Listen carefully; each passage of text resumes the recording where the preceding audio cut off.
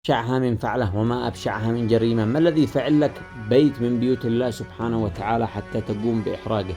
هذه واحدة من أكبر الكبائر في هذا الزمن وفي هذا العصر، بل هذه مصيبة أن يقوم مسلمين أو لا يحتبون على الإسلام بعد فعلتهم هذه الشنعاء، بل وقاموا بالفرار. أين تذهبون؟ فريتم في الدنيا ولكن في الآخرة سوف تحاسبون.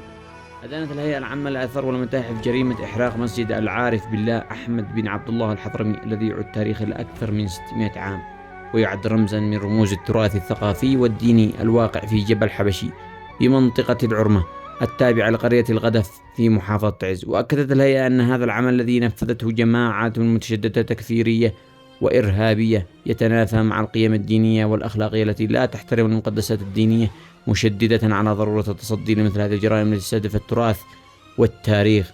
ودعت الهيئة المجتمع المحلي في المنطقة والإدارة المحلية والجهات الأمنية في مديرية جبل حبشي إلى اتخاذ الإجراءات اللازمة لضبط المتورطين وإحالتهم للجهات المعنية للتحقيق في الحادثة باعتبارها سلوكا دخيلا على المجتمع اليمني. وأكد المسؤولون في الهيئة على أهمية تكثيف الجهود الدولية لمكافحة الإرهاب بكافة أشكاله، مشددين على ضرورة حماية التراث الثقافي والديني لأثره في تعزيز الهوية الإنسانية المشتركة.